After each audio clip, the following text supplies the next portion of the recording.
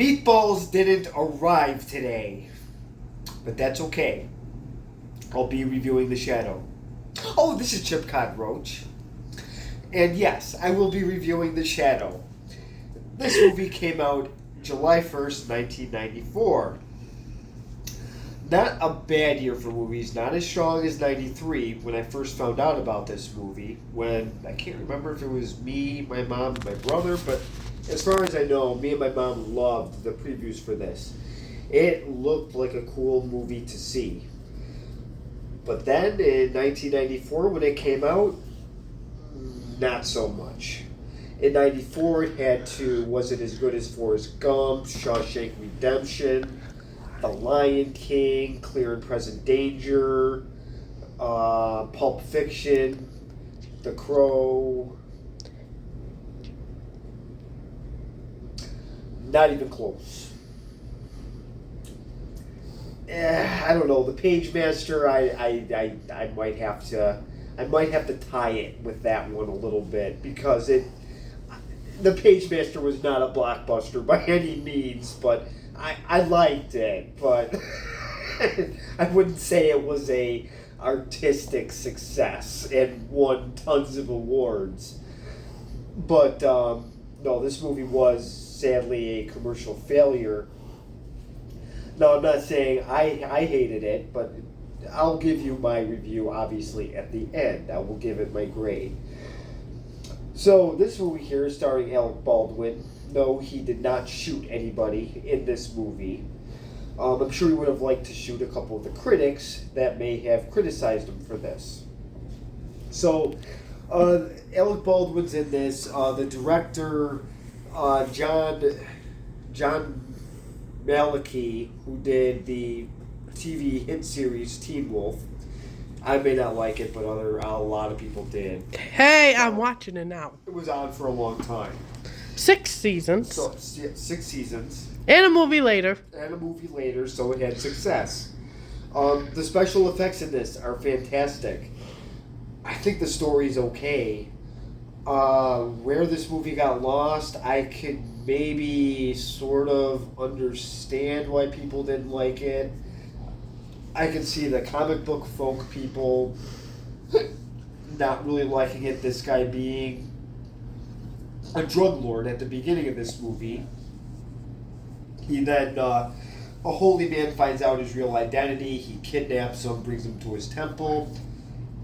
His cool mystical dagger, which has a face and teeth, and can fly, so it can fly and stab him. It ends up kind of changing his mind, and he tends to redeem himself. This takes 7 years. So 7 years later, he decides to go back to New York City. So, now who else stars in this movie is the legendary Tim Curry, the great Jonathan Winters, the very talented Peter Boyle, I believe it's Ian McClellan that plays Penelope Ann Miller's dad in the movie. I don't know really much about him, but he was really good in this. Penelope Ann Miller, of course, is Miss Margot. She's a person that meets the Shadow, and she has these like psychic powers, so she can sense that there is something weird about Alec Baldwin's part, which is actually it's Lamont Cranston is his character name. So I will show you a couple pictures and explain the story as it goes along. And here's the first one.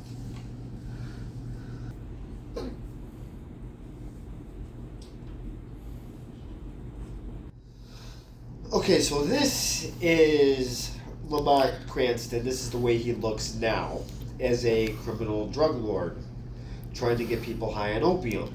He looks like the goon from Home Alone 3. Apparently he looks like the goon from Home Alone 3 while he's visiting Tibet. And this is also after World War I, so this is kind of a cool setting here. I do like the 1930s deal here as well. And I'm actually going to show you the temple, and that is coming up next. It's an Asian thing. This is the dagger, and I just thought this might be a cooler picture to get. is him getting bit by the dagger. Like I said, it's got a moving mouth, eyes, and yes, it's loaded with teeth. So yes, Alec Baldwin is getting bit. So I'm surprised he doesn't shoot this thing. So he's actually... He doesn't do this back then. Oh yes, that's right, I forgot.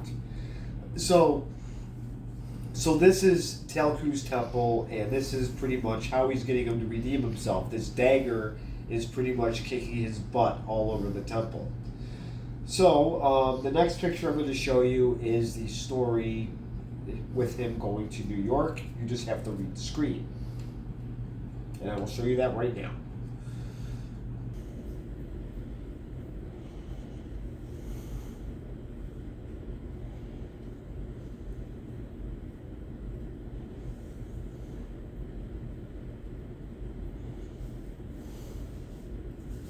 This could probably explain things better than I could actually explain it to you. That way I figure you could just read it.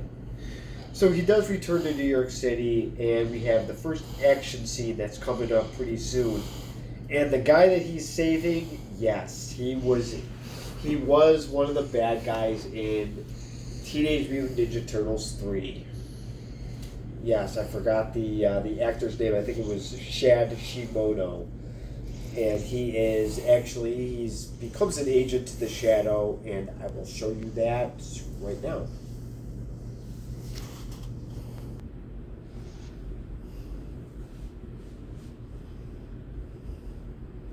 Alright, so hopefully you can make this out, but this is how the Shadow fights crime. Like I said, he's invisible. So this guy was shooting bullets and bullets and bullets without even hitting him one time. So, and Alec Baldwin's voice, in my opinion, is perfect for this. He does the laugh well. He pretty much makes these guys really almost soil their pants just by his voice alone. So this is him trying to threaten this guy by throwing him over the bridge. He says, "Confess or I'm just going to throw you over and you're going to drown." So this mobster here has... he actually has a victim. His ankles are in cement, and they were planning on throwing him over the bridge, obviously in the water, so he couldn't swim. So the Shadow is going to take that guy and make him his agent. And I'm going to show you the taxi driver, played by Peter Boyle, in just a second. He's another agent to the Shadow. That's how he knows all this stuff. He gets his information through his agents. So they tell him all this stuff. It's actually a pretty cool movie if you think about it. I know comic book people hate it because there's a story that goes along that's too complicated for them. Sorry. It's not Spider-Man.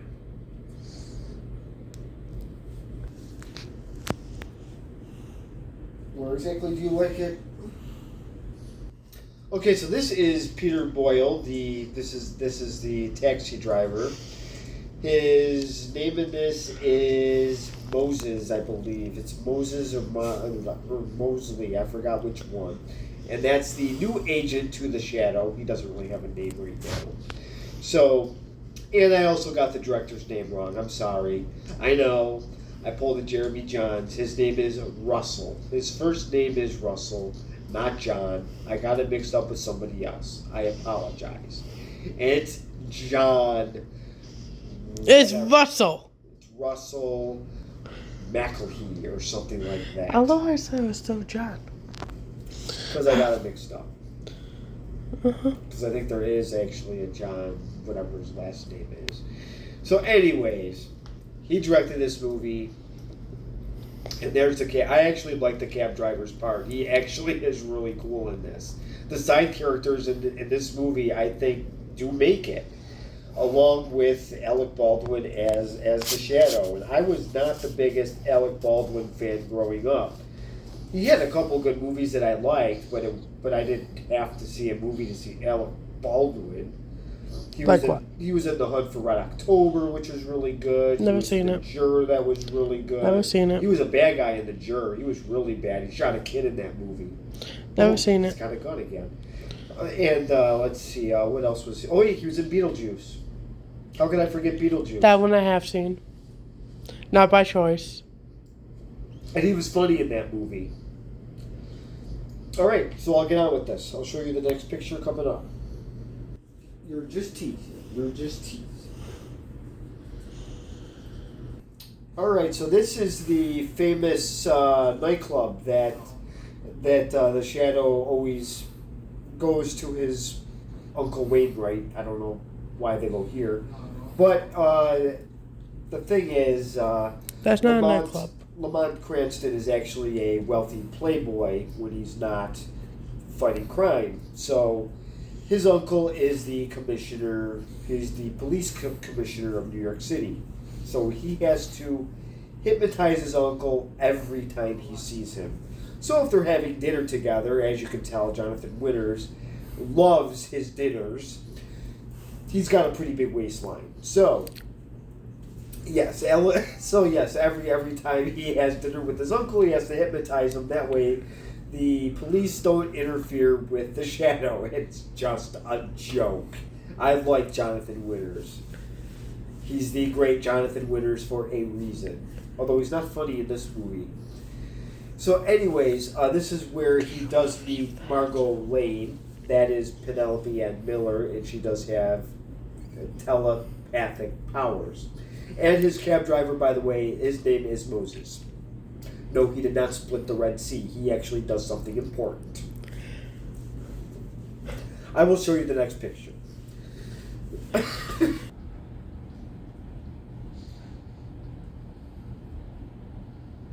And this is Margot Lane, and this is when she does right away sense that there is something weird about this wealthy playboy. So she doesn't know what it is yet, but she does sense that there's something more to this guy than what her uncle or anybody else sees. So I believe the next picture is when we get to Genghis Khan's more evil relative that is going to try to take over the city, and we're going to get to that right now.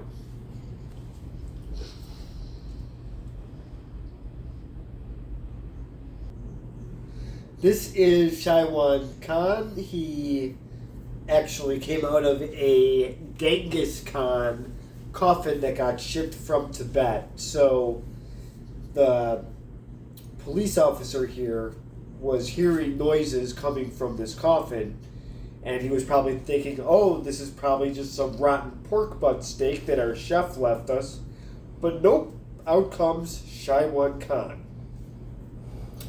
And his plan is to pretty much get rid of anybody that has a weak mind. So if he comes out and he sees somebody can't think for themselves, like most comic book readers, he will then either control them or he'll get them to point a gun to their head and have them shoot themselves.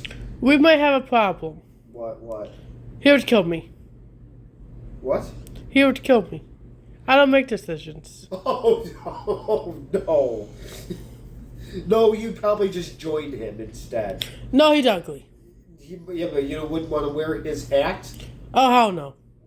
I think he got that from, who would wear something like that?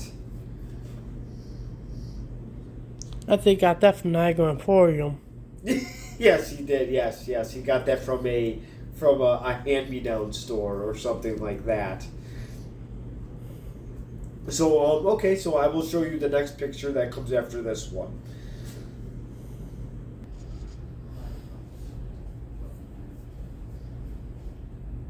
What I forgot to add is that this coffin actually got shipped to the New York Natural History Museum. So Been there.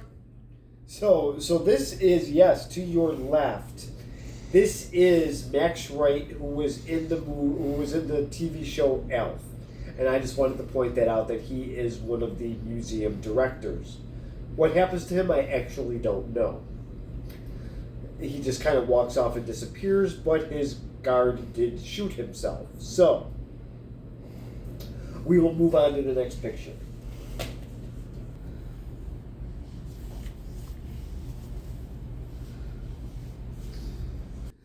Okay, so this is the War Department. Ian McKellen here is a chemist, and he's going to be doing things for an atomic bomb. And there's his assistant, Tim Curry, Mr. Claymore, in this movie, and that is his assistant. So, obviously what happens is later on, Shaiwan Khan hypnotizes, that's actually Margot Lane's father. So, Reinhard Lane gets hypnotized, and he builds Shaiwan Khan the bomb, and Claymore actually helps him, and the Shadow messes with him later on in the movie, and it's kind of a funny scene, and I will show you clips of that shortly. Just hang tight.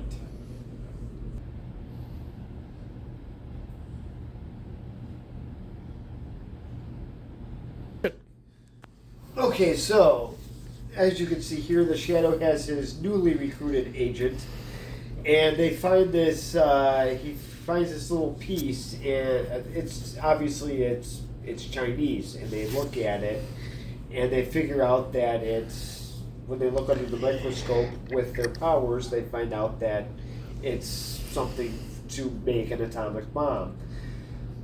So his nicely new agent there, even though he's got a bow tie and a vest on, this guy does have more of a personality than Greg the Hammer Valentine. So they go in the book, and then they figure out that yes, he is making an atomic bomb, and somebody's probably going to try to destroy the city, and that is not a good thing at all.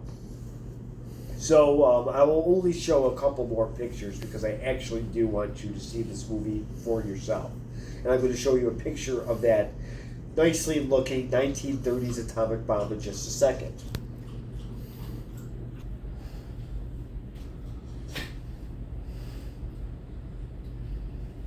Okay, now I believe this is part of the atomic bomb, and that is definitely 1930s technology. That thing looks like, it actually looks like the COVID-19 germ. It's got the little spikes on it. Alright, so I will just show a couple more pictures, and then I'll go on with my review.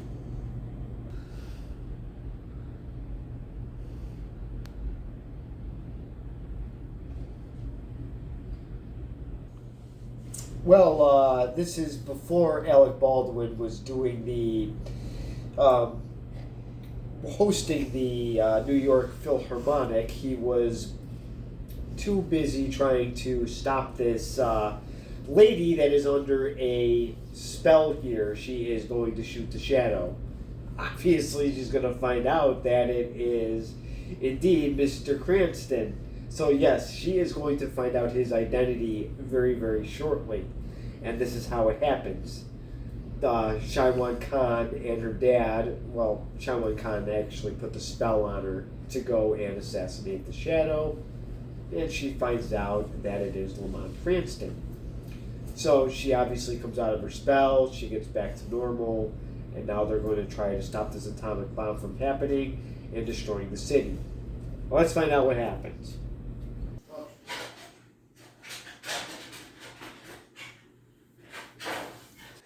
This part I had to show because Farley Claymore is now being messed with.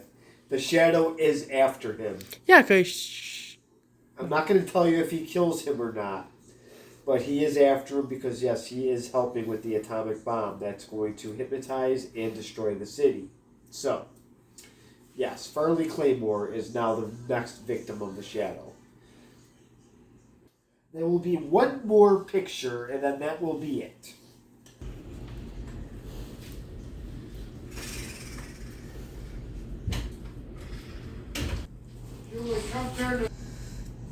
Okay, so this is the final showdown between the Shadow, Khan, and that big ball, which is the atomic bomb.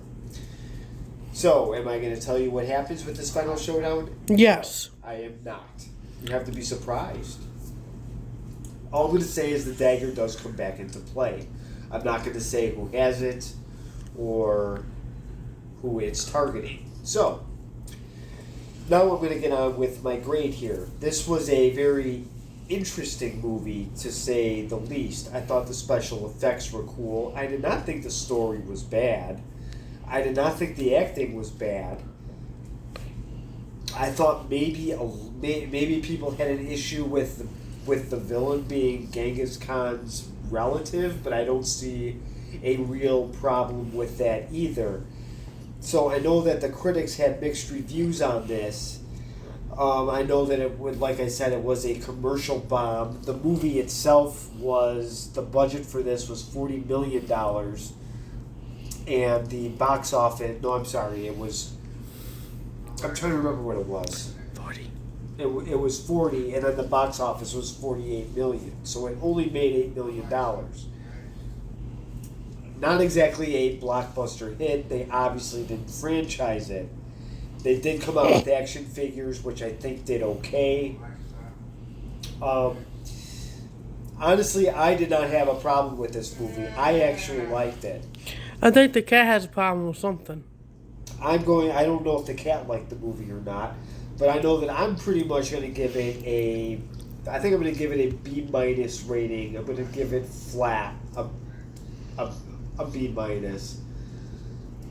It was good. I did like part of me this does remind me of Batman a little bit. It has that darkness to it. Like I said, I do like how he does mess with the bad guys too. He does it in a creative way, unlike Deadpool. He does it less obnoxiously. There's no real unnecessary gore. This does have a PG-13 rating, because it does show him at the beginning of the movie with a lot of women, which might scare the comic book people away too. For whatever reason, they are afraid of girls, and they don't like their heroes being a womanizer. To me, it doesn't matter. If the hero's cool, the hero's cool. So, I honestly like the movie. I hope you guys do too. There was a lot going on, even though this wasn't 108 minutes long. This I thought it was kind of a shorter superhero movie. Most of them are about 2 to 2.5 hours. So again, thank you for watching, and subscribe, and please comment below.